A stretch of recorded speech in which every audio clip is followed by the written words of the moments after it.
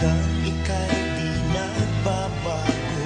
Mabuting Diyos na sa amin nagmamahal. Kayo-buti mo, Panginoon, sa lahat ng oras, sa bawat araw. Ika'y laging tapat kong magmahal. Ang iyong kaawaan ay wag mawalang hanggan. Pinupuri, sinasamba kita, dakilang Diyos at Panginoon.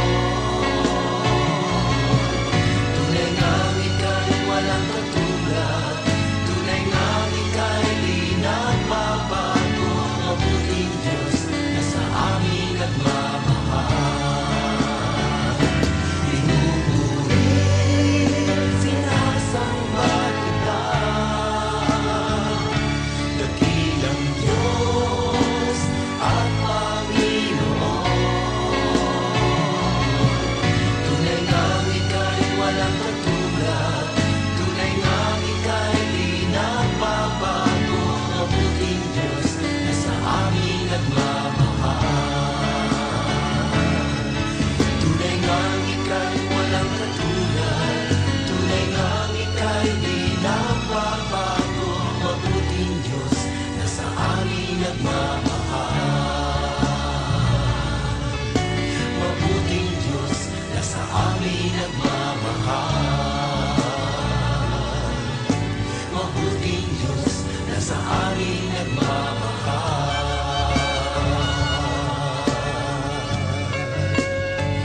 Nagmamahal.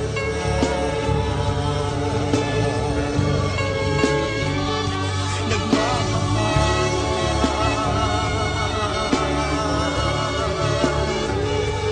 Mabuting Diyos.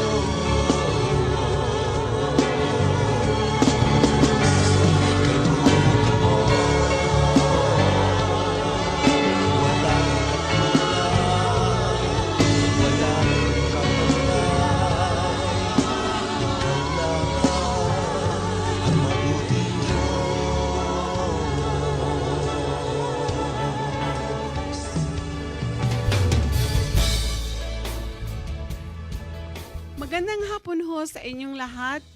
Binabati namin kayo ng masaganang buhay kay Kristo Jesus. Salamat ho sa patuloy niyong pakikinig at hindi lamang sa pakikinig kundi pagsama sa amin sa panonood sa kay Pastor Buddy Casaul sa kanyang pagbibigay sa atin ng mensahe. Salamat ho sa inyong lahat at patuloy ho nating itaguyod ang ating programa na ito. Itaguyod ho natin sa pamamagitan ng pag-aanyaya sa ating mga kababayan upang panoorin o pakinggan ang programang ito. Ibahagi ho natin sa ating mga mahal na buhay, sa ating mga kaibigan at sa ating mga kababayan. Salamat ho. At eto na po si Pastor Buddy Casaul. Magandang hapon sa inyong mga kapatid. Ang aking pong magiging minsang ngayong hapon ay ang pamagat ay The Days of Noah are here. Baga sa Tagalog, ang araw ni Noe ay narito na. Kasi sa Bible, may nangyari po sa kasaysayan ng mundo na ang Diyos ay nagbigay ng desisyon na tatapusin niya ang mga buhay ng kanyang mga nilalang. Sapagat ang sabi po roon sa aklat ng Genesis, Kapitulo 6, sabi niya, ang lahat ng pag-iisip at lahat ng mga gawa ng kanyang mga nilalang ay puro mga kasamaan. Kaya ang sabi nga po roon sa aklat na yun, sa aklat ng Genesis, ang Diyos ay nagsisi na kanyang nilalang ang buong sangkatauhan. Sapagkat wala po silang ginawa kundi maging masasama. Kaya inutusan po niya si Noe, sabi niya, Noe, gagawa ka ng isang sasakyang pandagat. Ikaw, ang asawa mo, at 3 mga anak mong may asawa, ay doon sasakay parang sila ay magkaroon ng kaligtasan.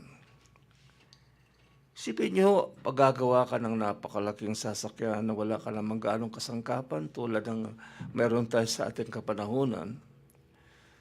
Pero alang-alang sa utos ng Diyos, si Noe ay talagang naging masunod sa tinig ng Diyos. Ginawa niya pong sasakyan pandagat sa loob ng 120 taon bago niya natapos. Nangyari po nung dumating ang araw na sabi ng Panginoon sa kanyang pamilya, oras na parang pumasok na kayo sa inyong ginawang sasakyang pandagat. Alam niyo, napakalaking kalungkutan ng inabot ng Diyos sapagat ang kanyang mga nilalang, imbis sundin ang makalagit na mga bagay, sinusundin po niya ang mga bagay na gawa ng kanilang katawan. Sabi nga doon ay, nung sila ay nag-aasawa, pinag-aasawa, nagsisipag-inuman, ang sabi nga po sa aklat ng Mateo 24, talatang 37 hanggang 39, ang sabi po doon ay ganito. Ito po ang sabi ng Panginoon sa aklat na ito. Kung paano ang mga araw ni Noe, gayon din naman ang pagparito ng anak ng tao. Ito po ay si Jesus. Ikinukumpara niya ho sa panahon ni Noe at sa panahon ng ating Panginoon. Ang sabi niya, sapagkat gaya ng mga araw bago magkagunaw, sila'y nagsisikain at nagsisiinuman, nangag-aasawa at pinag-aasawa, hanggang sa araw na pumasok si Noe sa sasakyang pangdagat, ang tawag doon ay daong. Hindi po nga maipagtataka na ikinukumparo ng Panginoon po kung paano sa darating sa panahon ni Noe. Halos pares na po ang nangyayari sa ating kapanahunan. Ang tao ay walang ganap kundi uminom, gumawa ng mga bagay na di tama. Kaya sabi niya, as of the days of Noah, so shall be the coming of the Son of God. Minsan may mga tao nagtatanong, ay bakit tatapusin ang buhay ng mga tao? Kasi parati ang kanilang mga isip, ang kanilang mga gawain, ay talagang napakasasama. Hindi sapagkat gusto ng Diyos na utasin ang buhay ng tao, kasi ang sabi ng Panginoon, sa aklat ng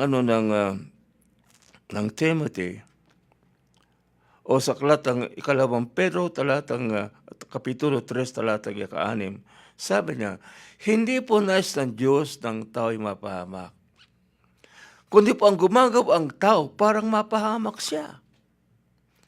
Pinagsasabihan, hindi naman nakikinig. Itinuturo ang daan na tama ng kabanalan, doon naman po sa kabila ang kanilang nilalakaran. Kaya ang Diyos ay nagsabi na, I will end every living thing on the face of the earth. Nakakalungkot pero ganun po ang sabi ng istorya. Na mayroon pong isang araw na lahat ng mga tao, kasama na po ng mga hayop, ay namatay. Ang tao lamang pong nabuhay ay wawalo sa kadami-daming tao, wawalo lang ang nakaligtas sa dilubyo. Sa panahon po ni Noe. Kasama ng kanyang 3 na anak na mga lalaki na may mga asawa, tig-isang asawa, kaya sila wawalo lang. Yung pong mga anak kapag mamasay po sa kanila ay wala pong kamalay-malay, nang ginagawa at ang pangangarap po ni Noe, ayaw po nilang sundin at pakinggan. In 120 years, pinangaralan po ni Noe ang mga kapitbahay niya, ang mga kababayan niya, ang mga kaibigan niya, pero wala pong nagbukas ng kanilang isipan, ang kanilang puso o ang kanilang buhay upang sundin ang pangangaral at ang mga gawa ni Noe. Parang bigyan po sila ng kamalayan ng Diyos hindi ho nagbibiro. Ang sinasabi niya ay ginagawa niya. Kaya ang dapat natin gawin ay sundin siya. Kung ang ating ginawa ay labag po sa sinasabi ng Diyos, mapapahamak po tayo. Tayo po ang naglalagay ng, kumbaga, ng tali sa ating mga sa mga leeg. At mayroon pong malaking bato doon sa ating tali at tayo ay nagpapatihulog sa malalim na tubig. Kaya mga kaibigan, mga kapatid, ating pong bigyan ng pansin ang mga sinasabi ng Diyos sa atin. Ngayon ho, lahat pong mga kaparaanan para dumating sa tao ang salita ng Diyos sa pamamagitan ng radio, sa pamamagitan ng telebisyon, sa pamamagitan po ng mga messenger, ng Facebook, lahat ng mga panibago pong mga technology, upang dalhan ng Diyos ang tao ng pagkakataon na pakinggan ng kanyang mga salita. Kasi ang salita po ng Diyos ay dalawang po ang nagagawa. Buhayin kayo o patayin kayo. Pag kayo sumunod, mabubuhay kayo. Pag kayo ay sumuway, ay ganun po ang mangyayari na kayo ay mapapahamak. Saklat po ng Lucas chapter 16, mula po sa talata 14 hanggang sa 31, may dalawa pong tao na binigyan po at nilagyan ng pangalan. Yung mayaman at si Lazaro. Siyempre po, pag mayaman, magara ang tirahan mo. Masasarap ang pagkain mo. Napakaganda ng kasuotan mo. Mas marami kang kaibigan pag may kakayanan ka. Ito pong si Lazaro ay pulubing-pulubi. Actually, ang kabuhay niya ay nagpapalimos lang. Ang diferensya po ng dalawa ay ganito. Yung mayaman ay wala pong damdamin para sa Diyos. Ang lagi niya pong naisip lagi puro mga makasanlibutan ng mga bagay. Pera, karangyaan, kilala sa paligid ng kanyang kabuhayan. Ang Diyos po ay wala sa kanyang bokabularyo. Wala sang panahon sa Diyos. Ito, ang bisa niya pa pag kumain siya at hindi niya naubos yung laman sa kanyang kinakain, halimbawa ng manok, iniitsa niya doon sa pintuan at sinasalo naman ng mahirap. Ang nangyari po, unang namatay yung mayaman. Ang sabi po sa Bible, minsan lamang po ang tayo mabuhay at pagkatapos ay mamamatay siya. Ako at lahat ng mga pamilya ko, mga kaibigan ko, mga tao ko sa church, lahat po yan ay mamamatay. At pagkatapos na mamatay ka, ang sabi niya, hahatulan ka ng Diyos. Kapag ang hatol mo ay hindi tama, sabihin niya, ang gawa mo hindi tama, hahatulan ka ng nakakatakot na hatol. Mapapa-impyerno ka. Namatay din po si Lazarong mahirap. Ang sabi po sa Biblia, dinala po sa luklukan ni Abraham. Ito po ay pagtuturo sa atin na si Abraham po ay bilang Diyos. Na yan ang halimbawa na kapag tayo nasa daan ng kabanalan, daan ng katwiran ng Diyos, tayo pong lahat ay mapapalangit. Biglang nagulat po yung mayaman. Kasi si Lazaro, maganda po ang kanyang kalalagyan. Masaya, wala pong hirap. Lahat ay ano po, ang sabi niya the goodness of God flows sa lugar na yon. Wala nang umiiyak, wala na pong naghihinagpis, wala na pong naghihirap. Puro mga gagandang mga bagay po ang mangyayari kapag ka nasa panig ka ng Diyos. Kasikapin natin ng ating buong makakaya, na ang ating buhay ay nagliliwanag po sa kabutihan ng Diyos, sa kabanalan ng Diyos, sa kaluwalhatian ng Diyos, na ating pong ipinapakita sa Kanya. at napapansin po ng ating kapwa ng buhay natin o ay nasa kabutihan. Kasi ang taong nasa Diyos, laging mabuti ang kanyang kahihinatnan. Kaya maaari po ang ating pasimula ay pangit. Ang ating pong katapusan ay maganda. Kaya nga, ugali po natin na wag tayong mababahala. Huwag tayo pong mag-aalilanga po sa nangyayari po sa atin sa ating buhay ng Diyos ay may pangako. Ang sabi nga po sa John chapter 14, verse 1, sabi niya, let not your hearts be troubled. Sabi niya, huwag magulihanan ng puso ninyo. In my Father's house are many mansions. Mayroon po isang mansyon doon sa langit na ang Diyos ay naghahanda para sa atin. Ang sabi nga, sinasabi ko na sa inyo, kaya ako naparoon, pero magbabalik ako. Kaya mga kapatid, mga kaibigan, ang Diyos ay magbabalik sa isang araw. Ito pong binasa ko po sa Aklat ng Mateo, ay mga tanda kung paano po siya magbabalik. Parang malaman natin sa ating kaisipan, sa ating puso. Upang magkaroon po tayo ng pansin at ating pong ipaghanda ating sarili na tayo sa kanyang pagbabalik ay ating po sasalubugin doon po sa lapaap. Kaya mga kapatid, bigyan natin ng panahon ng Diyos. Bigyan natin po ang Diyos ng kalawatian sa pamamagitan ng ating pamumuhay. Huwag yung mga bagay na ang dulo sa atin ay masasama. Kasi po kapag ang Diyos ay ating minamahal, mamahalin din natin ang ating kapwa. Hindi natin maaaring gawa ng masama ang tao na nilalang ng Diyos. Minsan nga, may mga kasama ko noong nagtatrabaho ako sa Postal Service, America. Yung mga Pilipino na sa Pilipinas, pagbalik sa Amerika, walang kininto ay yung mga kanilang mga ginawang mga hindi tama sa Pilipinas. Babae, alak, sugal.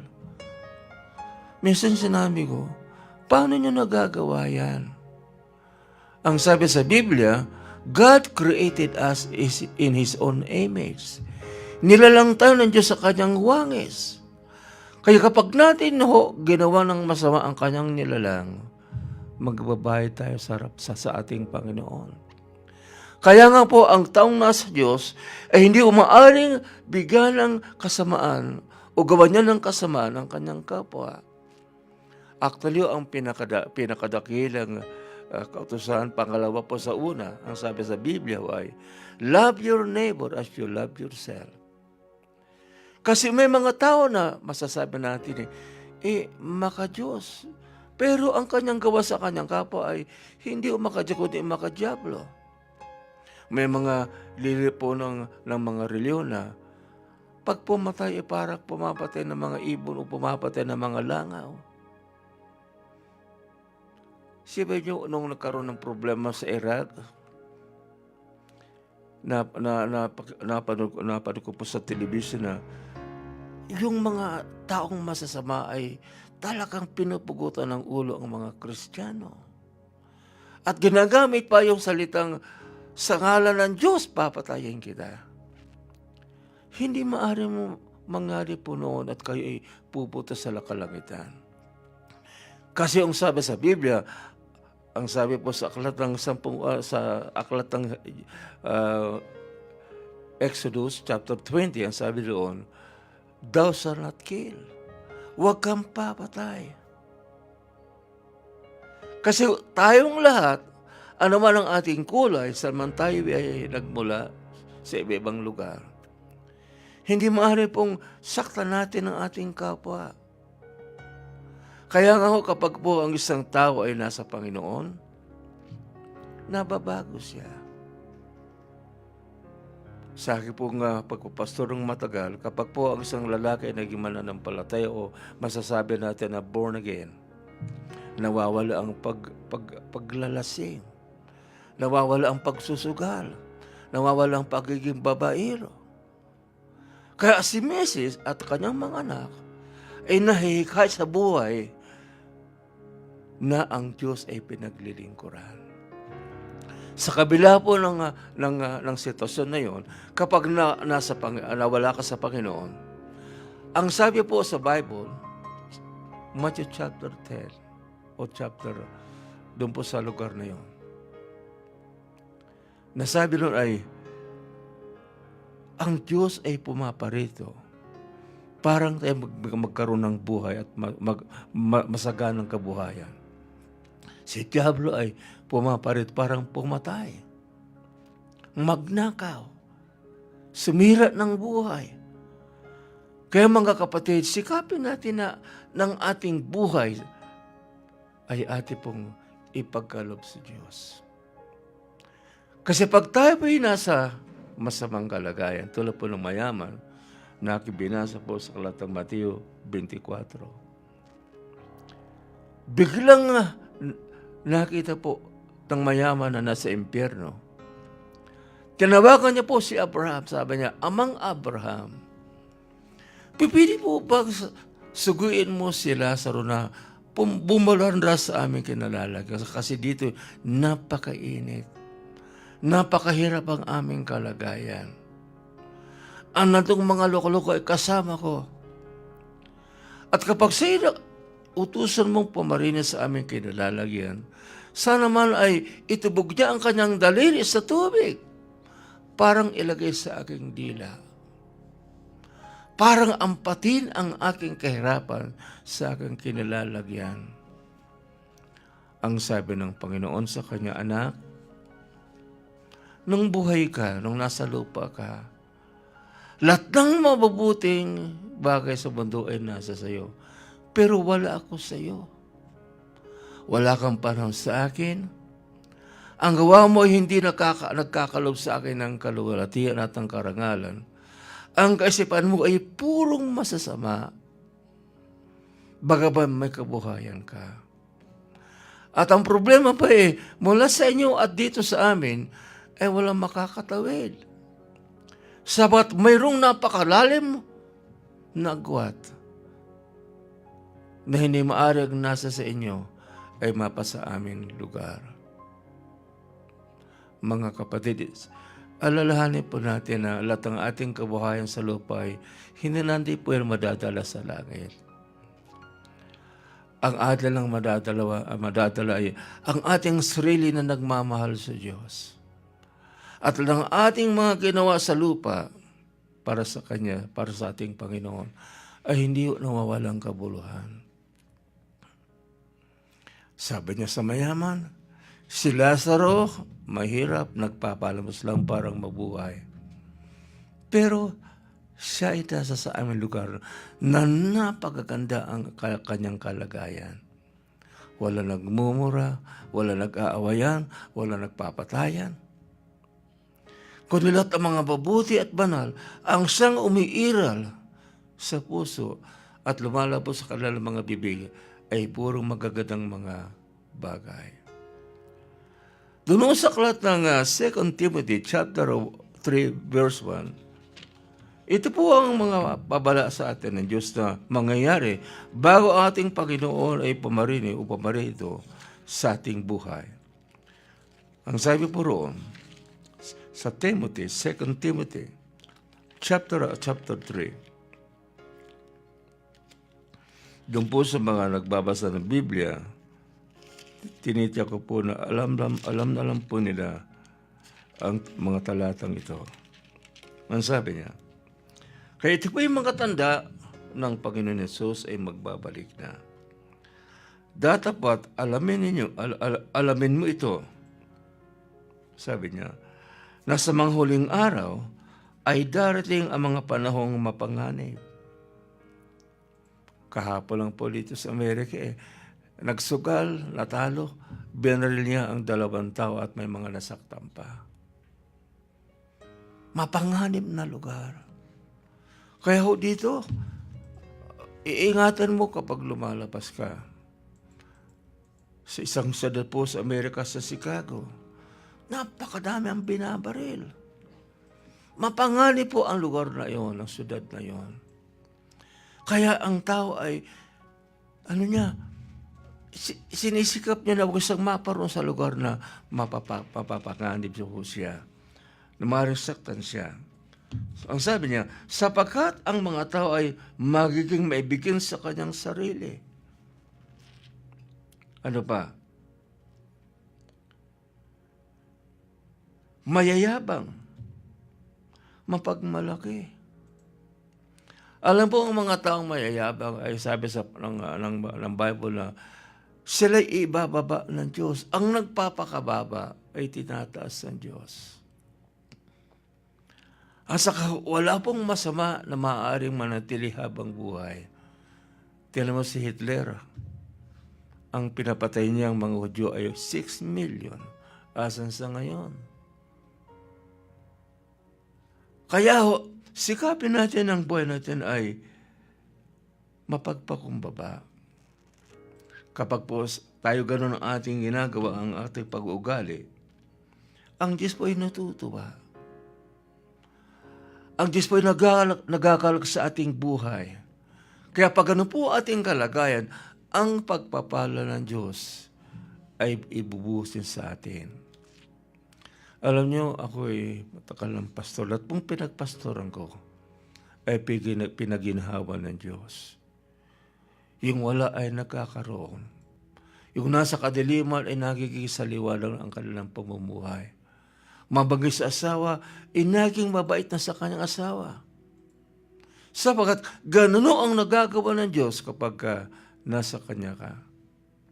Ang Diyos ay pag binago ka, mula ba sa talukutan ng inyong ulo hanggang sa talampakan ng mga paa mo, God will change you completely. Ano po ang sinasabi po rin sa 2 Timoteo, Kapitulo 3, sabi dito ay, maibigin sa salapi, mayayabang, mapagmalaki, mapagtungayawa. Yung pong mga bibig ba na wala pong sinabi ko di puro mga masasama. Dito po ang tawag dyan swearing, saying bad words. Kasalita ka ng masasamang mga salita. Isipin niyo, pumurahin mo ang nilalang ng Diyos. Para lang kung minumura mo ang Diyos na personal Alam niyo po, ang tao, actually, lahat ay wala pong pangit na tao. Kasi sabi sa Biblia, everything that God created, it was good. Ang nakikipangit lang kasi ang ating isipan ay walang kabanalan. Nung nilalang po ng Diyos ang lahat ng bagay sa mundo, sabi niya, all of them were good. Lahat po yun ay magaganda. Pero dahil ng kasalanan ay sinira ng kasalanan po ang ating mga pag-iisip, ang ating mga labi, ang ating puso. Ano ba ang sinasabi ng Biblia? Masawayin sa mga magulang. Naku po, kung ang mga anak lang natin talaga ay masunurin, wala pong pangit na mangyayari. Alam mo, maging po dito sa Amerika ay napakarami pong nabibisyo sa mga drugs. Kaya napakadami ang namamatay. Last year ang sabi ng report na halos mahigit pong 70,000 pong mga drug addicts ang namatay. Ay walang upuro sa Pilipinas. Actually, marami ding namamatay sapagkat nababaril o binabaril. Sapagkat ang kanilang mga bisyo ang siyang nasusunod po sa kanilang katawan. Kaya mga kaibigan, mga kapatid, ibigay natin ang ating buhay sa Diyos.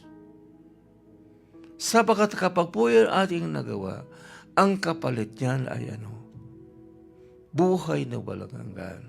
Kapag po dumating siya sa lupang ito, tayong lahat po ay sasalubo po sa kanyang pagbabalik, na kung saan sa naroon, ando naman po tayong lahat.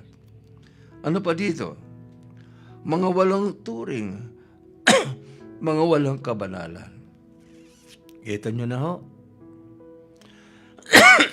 Kaya ngayon, lagana po ang mga palatandaan ng ating Diyos po ay malapit ang magbabalik po sa mundong ito. Kaya ihanda natin po ating sarili. Huwag natin pong pabayaan na lumalakad po tayo po sa kasalanan. Kaya mga kaibigan, alang-alang sa pagmamahal ng Diyos, ibabago natin ang buhay natin sa Panginoon. Ako'y manalangin po sa inyo, Panginoon Diyos, nawa ang mga aking pong tagapakinig sa aking mensahe ay kanilang maalaman ng Panginoon ay mahal po sila. Ayaw mo po silang mapahamak, kundi magkaroon po ng buhay na walang hanggan. Panginoon, lagana po na ang sa ating kapaligiran ang mga palatandaan na magbabalik ka para sa amin.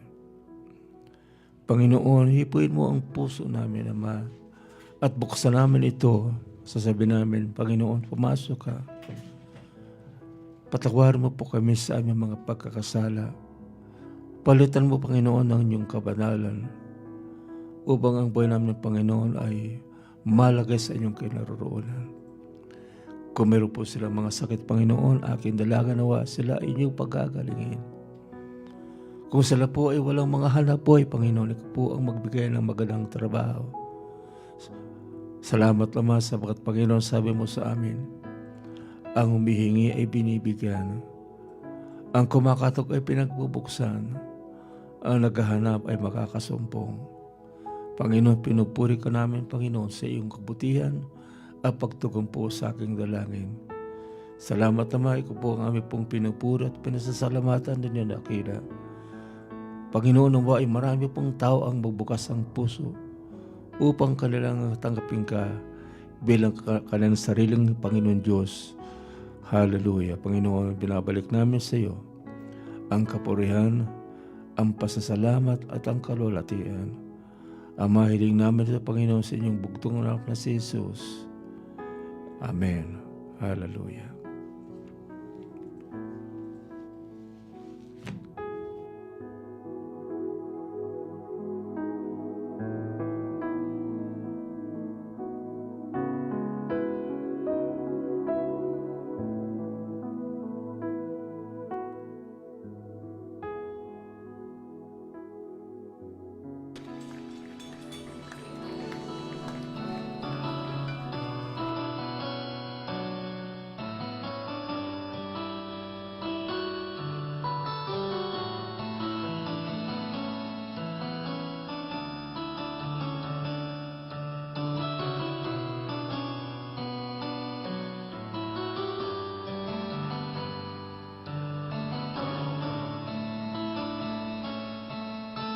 Ikaw lang ang pag-asa ko, tanging ikaw ang buhay ko, Jesus.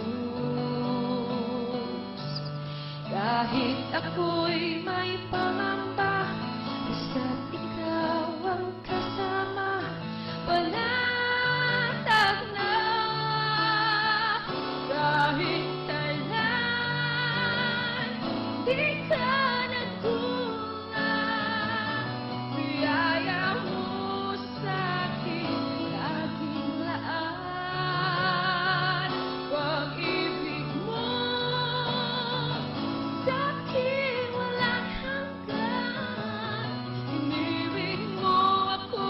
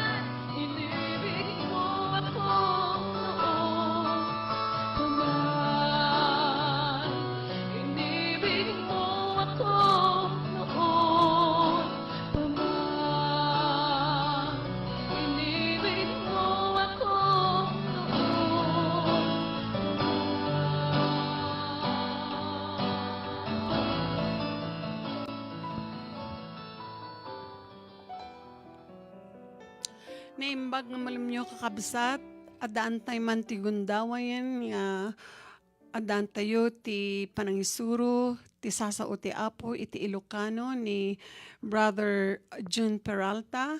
Kitagyaman na launay kada kayo nga mang taguyod kada ito nga programa.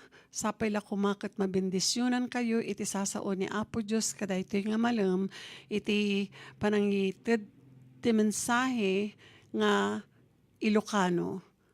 Agyaman kami launay.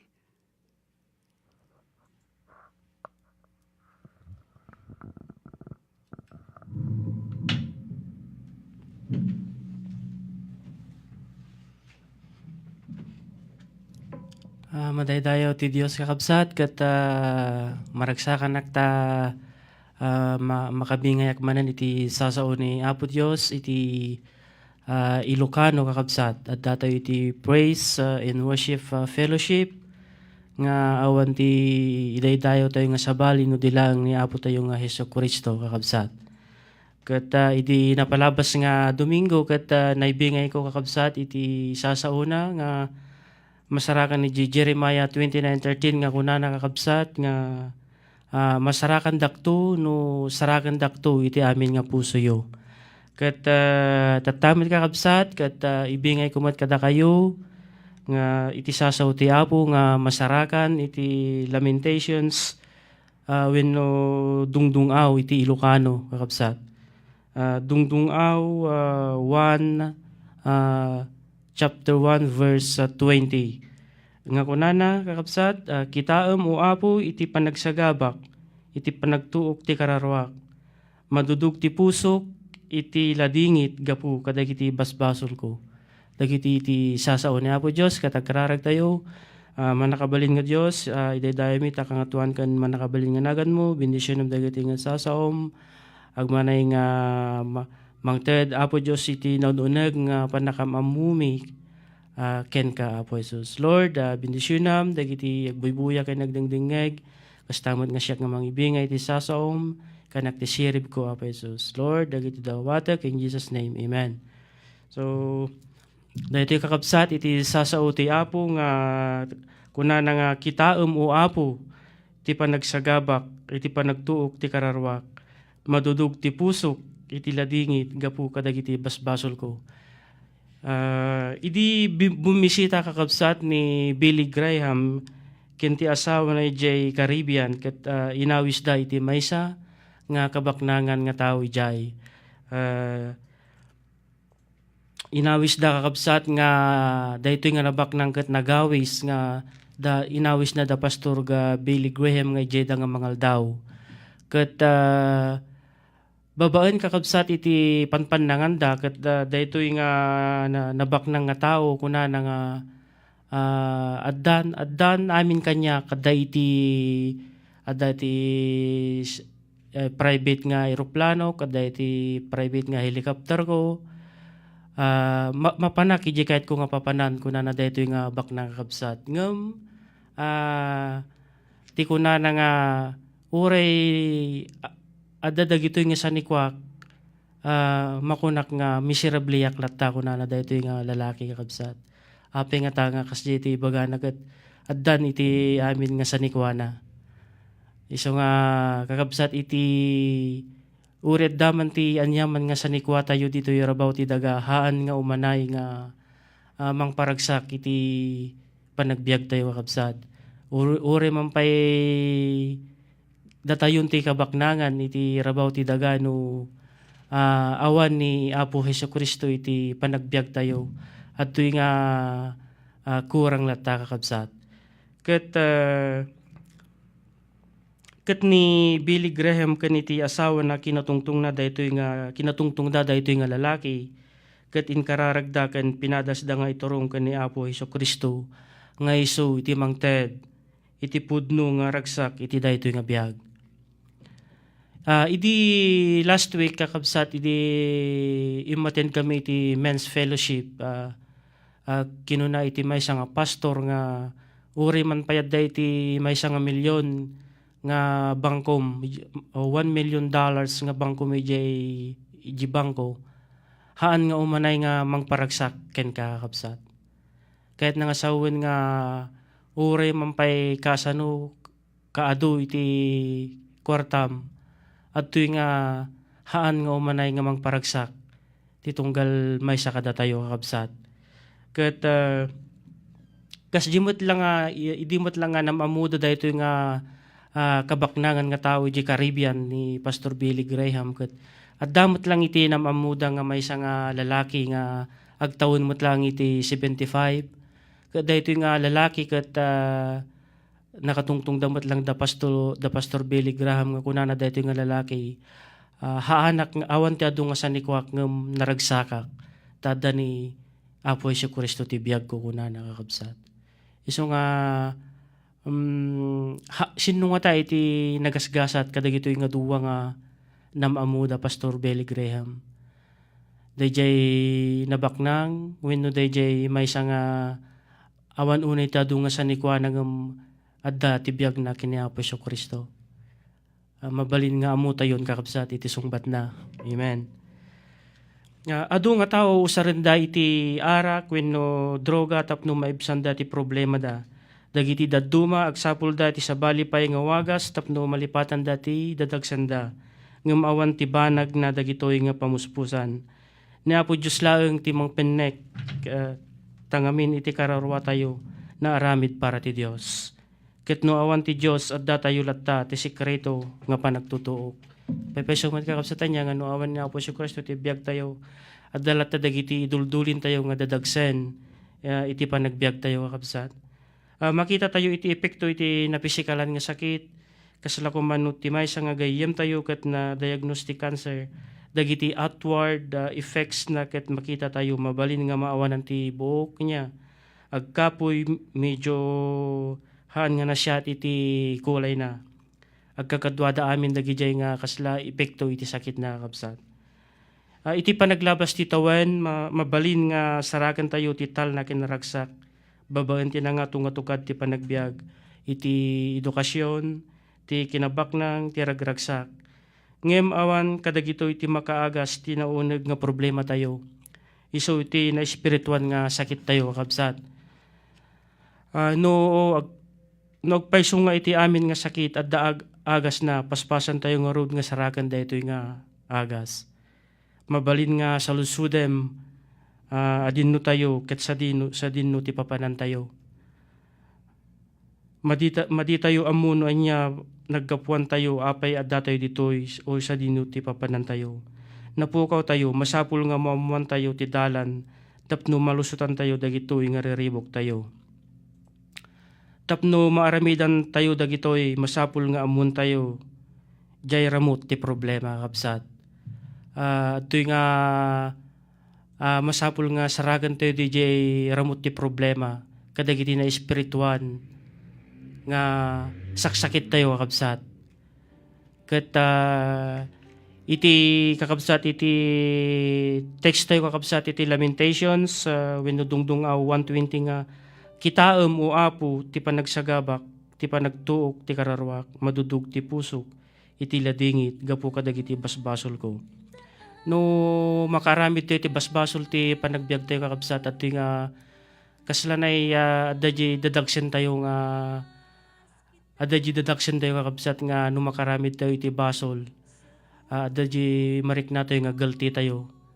Ngem kuna nakakabsat iti 1 John 1:9 nga no ipudno tayo dagiti basbasol tayo nga at nga ti Dios ket pudno nga mamakawan ket pakawanen na dagiti basbasol tayo.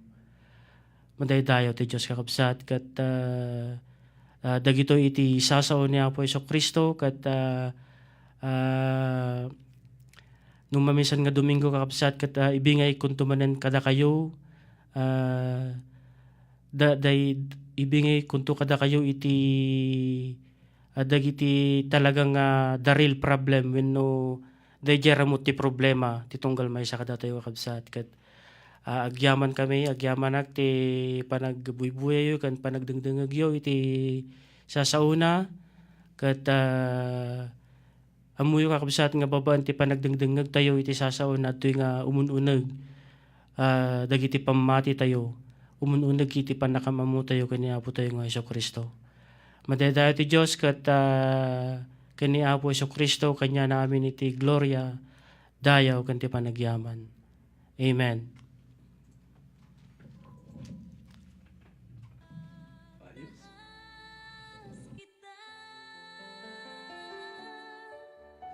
Itataas kita, itataas kita sa buhay.